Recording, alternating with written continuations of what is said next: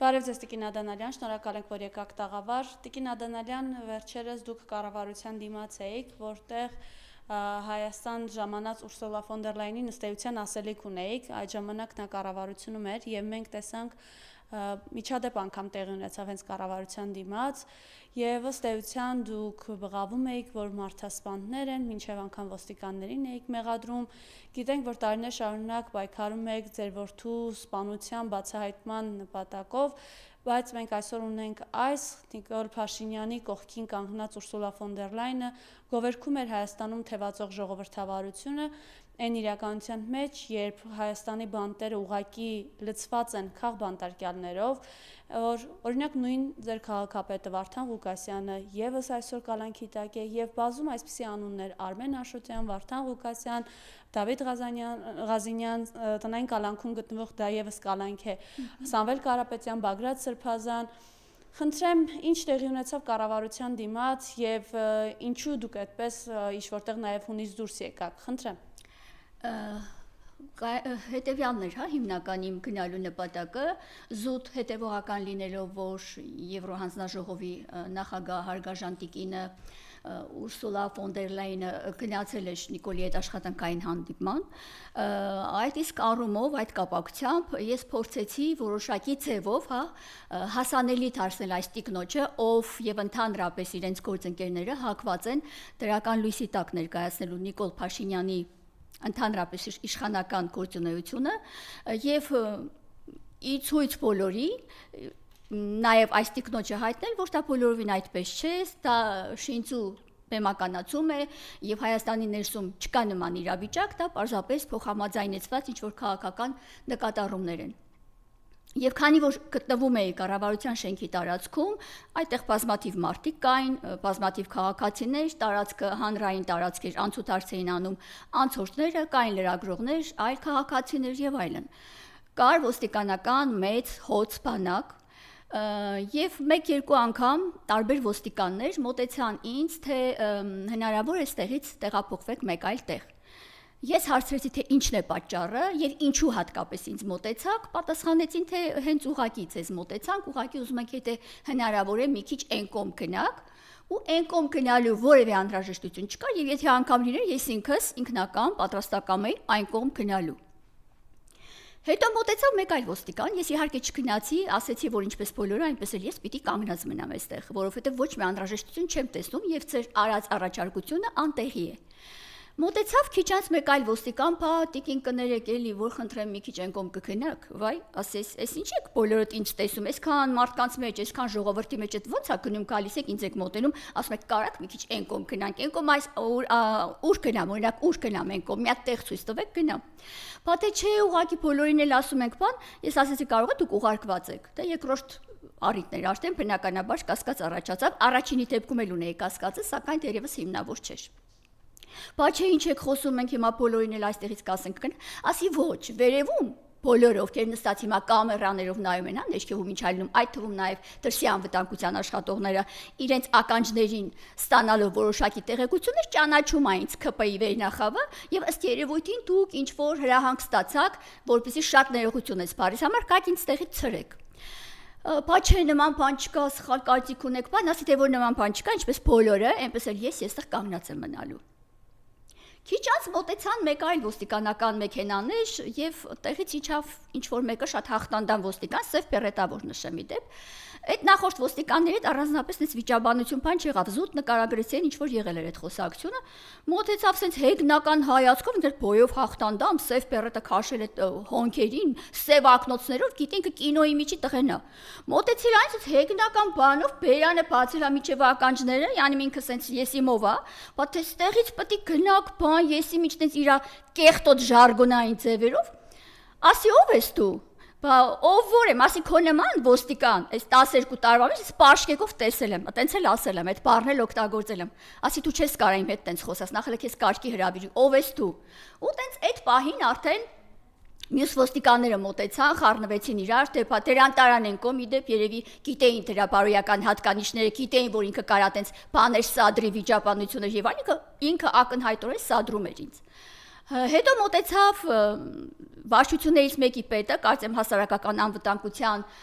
վարչության պետը, եթե չեմ սխալվում, ներկայացավ Էդգար Պետրոսյան, բավականին բարեկիրթ մարդ էր, հետագայում վեճից հետո զրուցեցինք ահագին իրար հետ, բավականին հարգանքի արժանի հայ տղամարդ էր, ոստիկանների մեջ չէի պատկերացնում, որ կարող է այդպիսի մարդեր լինել, մոտեցավ, բացատրեց իրեն էլ եւ ինձ բացատրեց, որ չփոշփոքվեմ եւ այլն, բայց փոշփոքվելու ինձ հավասարակշռությունից հանելու առիթը տվել էր այդ ոստիկանի ցինիկ պահվածքը, որից հետո արդեն սկսվեց այն մեծ վիճաբանությունը, որի մասին արդեն բոլորը տեղյակ եք, եւ նշեցի, որ հատկապես ոստիկաններին տեսնելուց ես ահավոր ցնցում եմ ապրում, որովհետև ինչպես նաև այդ պահին նշեցի, ամբողջ քրեական գործը իմ որդու սպանության, Արտյոմ Ադանալյանի սպանության դեպքով ամբողջ քրեական գործով արդեն անցնում է այն անհեշտելի հանգամանքը, որ ոստիկաններն են ընդունել որդու սպանության պատվերը պետական պաշտոնյա կնոջ կողմից եւ սպանությունը կատարել են տվել թաղի բարիկների միջոցով։ Այսինքն սա սերիական սպանություն է, սա շարքային սպանություն չի, այն հոդվածով, որով որ իրենք հարուցել են այս սպանության գործը, դա այդ սպանությունը չի, այդ բնույթի սպանություն չի եւ այս փաստը հաստատվել է որոշակի հանգամանքներով եւ տվյալ պահին դերևս չի հեշկվել։ Որևէ մարմնի կողմից չի հեշկվել, որ Գյումրի քաղաքի Մուշի բաժնին նախկին ոստիկանապետ Հրաչ Սահակյանը եւ նրա օպերատիվ գծով տեղակալ Արա Ազնավուրյանը ընդունել են 25-ամյա որդու սպանության պատվերը եւ տվյալ պահին որևէ մեկի նկատմամբ հաղորդում ներկայացվել հանցագործության մասին որևէ ընթացք չի տրվել Տիկին գլխավոր դատախազի կողմից, այդ թվում նաև պատվիրատու Շիրակի մարզպետարանի պաշտոնատար կանանցից մեկի Լուսինե Քինոսյանի նկատմամբ։ Այս կինը ինքը իր հանցագործությունները իրականացնում է պետական ապարատի միջոցով, ինքը պետության հանցագործն է, վաշխառու, փողատեր, անցնում է նաև Գյումրիի մանկատան երեխաների մանկավաճառության գործով, որպես ենթադրյալ, մանկավաճառ, եւ բազմաթիվ այլ հանցագործություններով, որի մեջ պետությունը ունի իր շահը եւ պետության հետ այնքը սա իրականացում։ Տեսնում եք հիմա ինչ է կատարվում առավել եւս։ Եվ 12 տարի է Որդու սպանության գործը դատարանում է, պատկերացնում եք, չէ, սպանություն ա եղել, բայց հայաստանյան դատարանը 12 տարի գործ ա քննում։ Այս գործով Ամբաստանյալին քրեական պատասխանատվության ենթարկելու վաղեմության ժամկետները մոտենում են, մնացել են ընդամենը 2 տարի եւ փորձում են այս կերպ ինչ որ կերպ խեղաթյուրել այս գործը նման կերպ հասցնել կանխամտածված ավարտին։ Եվ ի սկզբանե փորձում էին մոտիվներ տանել, թե ինքնապաշտպանություն է եղել, չստացվեց, թե աֆեկտի տակ կատարված սպանությունը չստացվեց, քանի որ չստացվեց եւ ի հայտ եկան հանգամանքներ, որ սա շարքային սպանություն չի, այս սպանությունը ունի քավոր, ունի կաշառք բաժանող փողատեր անց, որովհետեւ 12 տարի գործ քննել նշանակում է գործը քննել են 6 դատավոր, 6 դատավորին էլ պիտի նային, գործը քննել հսկել են տարբեր դատախազներ, սրանց էլ պիտի նային եւ բնականաբար հասել է այն տեղը, որ սպառնում է վաղեմության ժամկետները։ Փող տվող կա, չէ՞, այս գործով։ Դրա համար այս գործես վիճակին է փորձում են արդեն մեկ այլ եղանակով հասցնել իրենց երազած ավարտի, սակայն տվյալ պահին գործը շատ լարված վիճակի մեջ է, դատարանում ամեն բան շատ լարված է, չնայած դատավորը իմ կարծիքով հեշտական ծախված դատավորն է Հովհաննես Սաֆարյան, որի արարքներից, դիրքորոշումներից, պահվածքից, ստերից, որոնք բացահայտվել են, չեմ կարող դրանցից անցնել եւ չհայտնել իմ այն սուբյեկտիվ կարծիքը, որ այս դատավորը եւս ծախված է։ Այս գործը ինչպես կարող է փոխանցվել նորմալ, օբյեկտիվ, անկաշառ դատավորի, չի կարող այս գործը ուղղակի լավ դատավորի փոխանցվել։ Մենակ այս հանգամանքը հերիք է, որ չի կարող ուղղակի այս գործը ստանալ այլ ելք։ Դրա համար մոտեցել էի, որպեսզի Ուրսուլային հայտնեի, թե Տիկին Ուրսուլա, դուք որ սենց բարձրաձայնում եք Հայաստանը ժողովրդավար երկիր, ասենց ուզում եք հաճոյանալ Նիկոլին ու իրա քպական աստղապույլին, ուզում եք ասել, որ ստեղ աշտարադատությունն է իրականացվում եւ այլն, դուք ստախոս եք Տիկին։ Դուք տեղյակ չեք հայաստանյան ներքին խժդժություններից, դուք տեղյակ չեք, որ Հայաստանում կոծկվում են մարդասպանությունները, առանձնապես ծանր հանցագործությունները, իսկ ազատ խոսքի իրավունքը կտրականապես արգելափակված է, եւ եթե որևէ մեկը օգտվի այդ իրավունքից եւ փորձի բողոքել, քննադատել իշխանությանը, բոլորը Տիկին հայտնվել են ԱԱԾ պատվալներում։ Հիմա ինչու՞մն է այս Ուրսուլա ֆոն դեր Լայնի բանը, ներկայանալու այս կասեի շոպլիկ կեղծավոր հայտարարությունները, այս թատերական փեմականացումները, բնականաբար սա մեր ժողովրդի բարօրության հետ կապված որևէ նշանակություն չի կարող ունենալ։ Բնականաբար սա վերջինի քաղաքական ճաշակն է, նա եկել է իր քաղաքական ախորժակը բավարարելու, քաղաքական հաճույքները վայելելու եւ գնալու։ Սա էր վերջինի գալու հիմնական նպատակը։ Եվ իդեպ նշել էր, թե ես այդ պահին իհարկե չէի լսել, հետագայում լսեցի, չէինք կարող լսել, որովհետեւ հետագայում է հրապարակվել վերջինի խոսքերը, ասել էր, թե ես եկել եմ ձեզ ասելու, որ դուք կարող եք ձեր հույսը մեր վրա դնել։ Դուք պատկերացնում եք, այսքան տարիների ընթացքում երբ է եղել, որ եվրոպացին գա ու ասի, որ դուք կարող եք ձեր հույսը մեր վրա դնել։ Օրինակ, ինչ առումով կարող ենք մեր հույսը ձեր վրա դնել։ Այն որ Նիկոլին միլիոնավոր եվրոներ եք հատկացնում, 52 միլիոն եվրո եք հատկացրել, հետո խոստացել եք, որ 18 միլիոն եվրո եւս պիտի հատկացնեք լրացուցիչ։ Նիկոլը շնորհակալություն է հայտնում, ծափահարում են բոլորը ձեզ։ Եվ Նիկոլը նաև նշում է, որ ինքը մեծ հույս ունի, որ շարունակական են լինելու այդ աջակցությունները, ում եք տալիս, ինչի եք տալիս, եվրոպացիները միթե այդքան թացտեղ պարկող են, սրա ցենը հələ հետո է ելնելու, ինչի համար որ տալիս են այդ գումարները, բնականաբար իրենց քաղաքական նպատակներին հասնելու համար են տրվում։ Գիտեմ, որ մեր երկրի վարչապետը, որ ասում են մեր ցուկը գլխից ահոտած, ինքը արդեն իրենց մարդն է, արդեն իմ կարծիքով դրսից ուղարկված գործակալ է, փաստերն են դրանք ցույց տալիս։ Ես ինձանից չեմ հորինում, նրա գործողությունները չեմ թվարկի, տեղի ունեցած հայաստանյան են բոլոր արհավիրքները, որոնք բերեց Նիկոլը երկրի եւ ժողովրդի գլխին։ Մեծ ցանկություն ունի Եվրոպան հասնելու Կասպից ծով եւ հայ ժողովրդին թուրքական աշխարհամասի զոհասեղանին մատաղանելու։ Սա է Եվրոպայի հիմնական նպատակը։ Դրա համար էլ Նիկոլը համագործակցում է, փողեր են տալիս, ամբողջ ընտրություններից հետո ասում էր կաշառք, ընտրակաշառք, մեռան ասելով ընտրակաշառք։ Բա որ եվրոպացիները գալիս են ու իրենց նպատակին հասնելու համար, բնաճնջելու, թշկացնելու այս երկիրը։ Մեր ժողովրդի հաշվին դա կաշառք չի, ինչի են տալիս տնտեսության զարգացման համար, հա, այլ ռազմավարական նշանակության համար, բացառվում է սա ակնհայտ ծպտված, քողարկված գործարք է Նիկոլի, եվրոպացիների, թուրքերի եւ ադրբեջանցիների միջև։ Հիմար պետք է լինել այս ամենը չհասկանալու համար։ Դրա համար ուզում էի Տիկին Ուրսուլային ասել, Տիկին, 12 տարի Եվրոպայում եղել է նման նախադեպ, որ սպանության գործ քննեն երիտասարդ տղայի սպանության վերաբերյալ։ Դուք տեսել եք, լսել եք։ Ձեր միեդուն կա այդպիսի գործ, հələ մի հատ հարցում ուղարկեք Մարդու իրավունքների եվրոպական դատարան, թե հնարավոր է, որ տուժողը 12 տարի սպանվածի մայրը գնա դատարան գա ու 12 տարի նայի մարդասպանի թաթիկներին, ով գտնվում է ազատության մեջ։ Մյուսները եւս ազատության մեջ են եւ փորձում են գործը կոծկել։ Հիմա կաշառք կա այս գործով տված։ Նիկոլ այս գործով կաշառք կա, մեռեր ընտրակաշառք ասելով, ուր գնում էիր ամբախ զամբախ ընտրակաշառք ասելով ման ես գալիս, ցայնագրություններ եք հրապարակում, ում եք ցայնագրել, ով այդ շոուն կազմակերպել, ով այդ խոսացողը կաշառք տվող թե չտվող, հայտնի չի։ Արշակ Սրբազանի համար եք, հելել եք տեսանյութերի հրապարակում, թե իբր քերակինա, քերակնոջ հետ ա եղել, չգիտեմ ինչ եղել, խայտարակ եղաք պարզապես, ձեր լկտի պահվածքով ապացուցվեց, եղավ դատարանի վերջնական դատական ակտ, իհարկե ոչ, ազատ արձակվեց։ Հիմա նույնը փորձում եք ճնշել, փորձեցիք ճնշել ընդդիմությանը, ընտրակաշառքներ անվան տակ, մտածում եք, թե ընտրակաշառք ինչքան շատ ասեք, ձեր վրայից կթոթափեք, հա, ընտրակեղծիքները, ձեր ընտրակեղծիքների մասին մտածեք։ Այս էր ամբողջ իմաստը, որպեսզի շնորհավորողները Նիկոլ Փաշինյանի, մասնավորապես իր ադրբեջանա-թուրքական գործընկերները, այդ երկրների լիդերները, ինչպես նաև Սույն Տիկինը շնորհավորում էին վերջինին, ծափահարում, ողջունում ընտրությունները հաղթելու համար։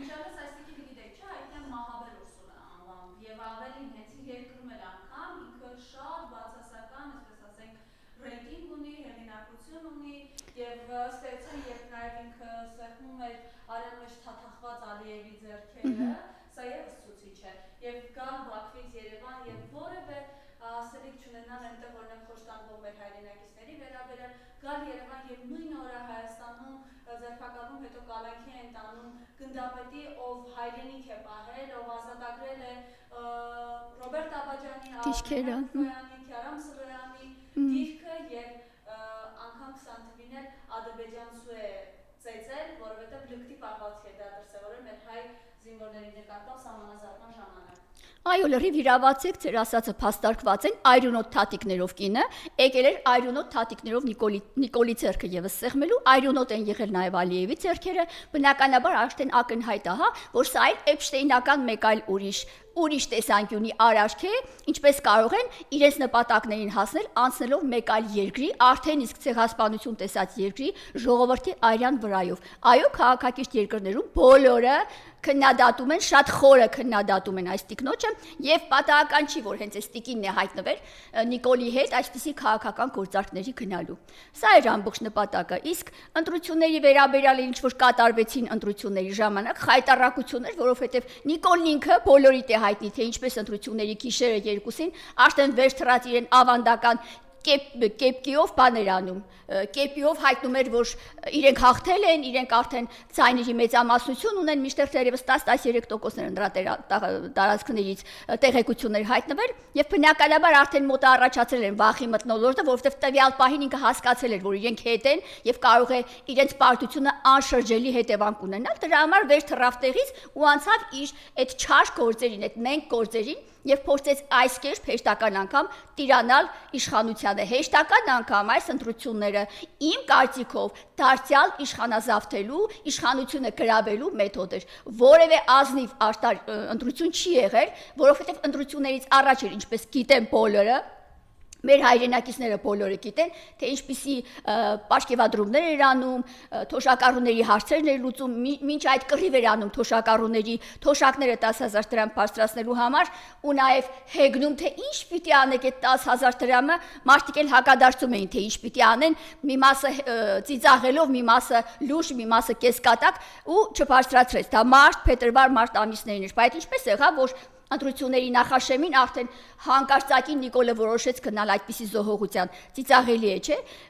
եւ բոլորին է արդեն հայտնի, թե ինչպես էին, հա, տանում զինվորականներին ժամ 8-ից հետո ընտրատարածքներ, ինչպիսի հրահանգներ էին ստացել մարդիկ, քանի ընտրատեղամասերում ինչեր են արձանագրվել, չթվարկեմ, որովհետև արդեն տեսանյութեր կան, կարծում եմ մեկնաբանության կարիք էլ չկա, եւ բոլորը շատ լավ աչքել ունեն, ականջել ունեն, տեսնում են։ Այո, իշխանության բոլոր լծակները իրենց ձեռքում է, այո, վարչական ռեսուրսները օգտագործելու բոլոր հնարավորությունները, անսահմանափակ հնարավորությունները իրենց ձեռքում է, եւ բնականաբար նա հասավ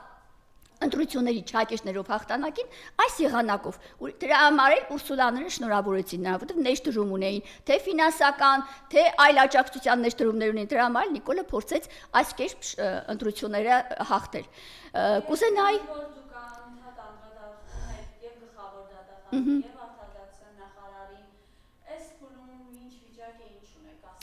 տեսեք, կաշառքից են խոսում, բայց գլխավոր դատախազը ներկապահին Շիրակի մարզի դատախազությունում սպանություններ են կոծկվում։ Հիմա ստեղ ուզում եմ հարց առաջադրել, հա, կաշառք կա թե չկա։ Աննա Վարդապետյանը ոչ մեկի գեղեցիկ աչքերի համար չէ, որ կարող է սպանություններ կոծկել կամ աչք փակել կոծկված սպանությունների առաջ։ 3 դատավորների ժողով էր ինչ որ հնարավորություն ընձեռվեց լրագրողներին հարցազրույց վերցնելու Չիչոյան Ժորայի հետ, ով կալանքի տարավ, հիշում եք, հերոսի մորը։ Չիչոյան Ժորայի հայրը Շիրակի մարզի դատախազն է Արմեն Չիչոյանը։ Եվ գիտեք Չիչոյանների բիզնեսն է, հա, արտարադատության ոլորտում, չակեշներով ասած։ Արմեն Չիչոյանը պարտակում է սպանություններ։ Ես կարող եմ փաստեր ներկայացնել, եւ այս հայտարարության դիմաց դերևս որևէ մեկ պաշտոնատար անձից հակափաստարկ չի ներկայացվել եւ 14 տարվա սպանության գործ կա, 11 տարվա, որ քննում է Արմեն Չիչոյանը ու պարտակում է, որովհետեւ իմ կարծիքով Բելգիայից գումարներ են հասում այս սպանությունը կոծկելու համար։ Ինչ վերաբերում է Աննա Վարդապետյանի մնացած գործողությունին, այո, բացառապես ես ասել եմ եւ ելի եմ ասում, որ հանրապետության թիվ 1 ենթադրյալ հանցագործը Աննա Վարդապետյանն է, որովհետեւ ինքը Նիկոլենստան աղջիկն է, ինքնակոծքում ամեն ինչ փոխարենը քաղաքական գործերով քաղբանդարկյալներին կալանավորելով, շինծու մեղադրանքներ առաջադրելով հասնում է որոշակի իրենց կանխամտածված ելքին։ Կուզենայի անդրադառնալ նաև հերոսների նկարները, հա, անցումներից մաքրելու, ոչնչացնելու, սա եւս սրբապղծություն է, այնպես ինչպես ցեղասպանությունը հեշտելու արարքն է սրբապղծություն, իդեպ հավելեմ, որ վերևը նշածից հետ կապված Ուրսուլան հարցեր առաջադրում Արագած Սարի մասին Նիկոլին, թե սա ինչ է, Նիկոլն էլ ասեց Արագած Սարն է, Հայաստանի ամենաբարձր կետն է, թե Մասիս Սարը այլևս գործ չունի այս հանգամանքների մեջ, հետեւաբար Մասիս Սարը մերը լինելու հանգամանքը եւս հեշտելը արդեն իսկ սրբապղծություն է։ Ես կուզենայի այս ամենի ֆոնին հավելել նաև այն հանգամանքը, որ տվյալ պահին մեր ընտիմությունը, ես միշտ գիտեք դժգոհ եմ եղել ընտիմությունից եւ ոչ մի անգամ չի եղել այնպիսի իրավիճակ, որ արձանագրվի ընտիմության կողմից որևէ ինչ-որ կեցվածք։ Հիմա մենք էլ ենք քննադատում, ես, մեկ այլ բանախոս, մեկ այլ քաղաքացի, տարբեր տեղեր, տարբեր հանգամանքներում։ Հիմա ես էլ եմ խոսում, ես էլ եմ ներկայացնում իմ դատողությունները, իմ վերլուծությունները, բայց ընդդիմությունը որպես ազգային ժողովի թիվ 1 ամբիոնից ներկայանալիք անձինք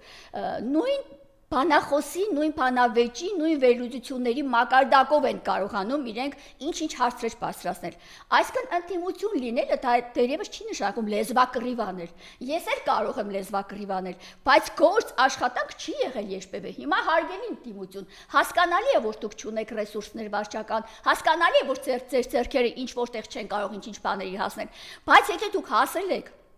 ժողովրդի կողմից ընտրվել եք որպես ընդդիմություն, դուք պարտավոր եք ինչ-որ գործողությունների գնալ։ Այսինքն, եթե հիմա ընտրությունները այսպես ստացվեց, մենք վստահ էինք ու բոլորդ էլ գիտեք, մենք վստահ էինք, որ ընդդիմությունը հաղթելու է։ Գոնե միասնական ընդդիմությունը հաստատապես հաղթելու է։ Հիմա եթե որ իրապես հաղթել է, հաշվառելով թե ինչ խայտարակ ընտրակեղծարարությունների է դիմել այս իշխանությունը, ինչ տիպի վարչական ռեսուրսի կիրառմամբ է գնացել, ինչպիսի բռնաճնշումներ էին իրականացնում եւ դրանց զուգահեռ 50%-ից ավել մարդ դրեմ է գնացել թրքացմանը։ Գիտեք ինչ, ես համաձայն եմ դրա հետ, բայց ընդդիմությունը ինքը եւս պիտի հաշվենկատ լիներ եւ հասկանար, որ հնարավոր են նաեւ ընտրակեղծիքներ լինել։ Եթե կան հանձնաժողովներ, կան վստահված անձինք, կան տարբեր խմբակցություններից, կուսակցություններից այլ անձինք, ովքեր կան դիտորդներ, եթե այս ամեն ինչը փաստացի չի արձանագրվում ու այդ պահին ճիշտ է եղել են արձանագրված դեպքեր, ես չեմ կարող հեշտել, բայց տվյալ պահին այդ ամեն ինչը արդյոք չկային նաև ընդդիմության կողմից անձինք, որոնք կարող են հենց ընտրությունների պահին անցնել ՔՊԱ-ականների կողմը։ Այս ամեն ինչը պարտավոր են ընտրության ներկայացուցիչները առաջին դեմքերը հաշվի առնել։ Հիմա տեսեք ինչու՞ն է հարցը, սա խորը հիասթափություն եւ ընկճախտ է առաջացել ժողովրդի մեջ։ Օրինակ այսօր Սահմանադրական դատարանը ինչպիսի վերդիկտ կկայացնի, ինչ հետևությունների կհանգի։ Ես իհարկե Նիկոլն ասել է, որ չկա մի դատավոր, որ իր ասածը չանի, Սահմանադրական դատարանի դատավորն էլ է դատավոր, կապ չունի, որ բարձր դատարանի դատավոր է,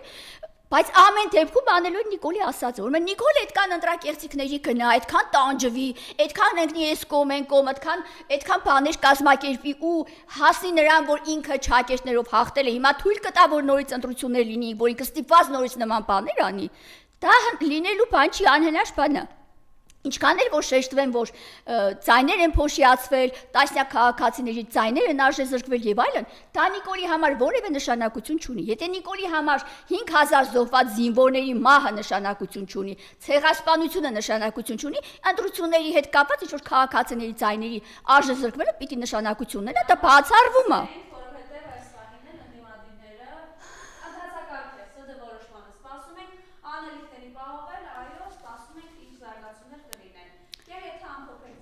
Ամփոփելով ես ուղղակի կուզեի ասել, որ կրկոթռետ օրը, ով իրեն այդպես է անվանել, նախապատրաստվում է Սևանի ափին ինչ-որ Վարչա ֆեստիվալ կազմակերպել, ինչը հերթական զավեշտն է Վարչա բենդից հետո եւ հայտնում է, որ հրավերը բաց է, հայտնում է, որ հրավերը բաց է, կարող են գնալ օգոստոսի 22-ին։ Ես կուզենայի խոսքս ավարտել հետեւյալով, որ մինչ այդ էլ Նախիջևանում Ալիևը 300,000 ադրբեջանցիների փառատոն էր կազմակերպել, 300,000 ադրբեջանցիներ բերել լցնելու Հայաստան։ Ես խնդրում եմ զուգահեռականներ անցկացնել ուղղակի ամենի մեջ ու Ալիևի աչքը ուղված Սևանին, ես չգիտեմ Նիկոլը գնում է Սևանին վերջի անգամ հրաժեշտ տալու, թե մարդկանց հավաքում այնտեղ, որտեղ Աննա Հակոբյանն նախկինում ուր գնում էր, Արցախյան որ քաղաք, որ հատված գնում էր, հետագայում դա հանձնում էին։ Գուցե սա ինչ որ սիմվոլիկա, ինչ որ սիմվոլիկ նշանակություն ունի։ Սա է խնդիրը եւ մտածեք հարգելի ժողովուրդ, զուգահեռականներ անցկացրեք, թե որ երկրի ղեկավարն ինչ է անում։ Եվ վերջում ամփոփելով խոսքս ցանկանում եմ ասել, որ այս ամեն ինչով փորձում են ժողովրդի հիշողությունը ոչնչացնել, հավաքական հիշողությունը ոչնչացնել եւ մեջ են բերում ինչ որ նախագծեր են ընդունում նոր ինչ որ քրչոտ ուսապարկեր ինչ որ նոր բաներ են մեջ բերում, հա, մտցնում նոր օրինագծեր, որպեսզի ժողովրդին նոր օրենքներ ժողովրդին ծնկի բերեն։ Ալեն Սիմոնյանը ալենազերծվեց, այսպես ասած, ազգային ժողովը եւ ինչպես նկատեցիք, ինչ հուզական տրամադրությամբ, ինչ շնորհակալական խոսքերով Ալենին խորը կսկիծով ու ցավով ճանապարհ դրեցին, ես կուզենայի, որ Ալենի տարոսը լիներ Նիկոլ Փաշինյանին։ Այսքանը։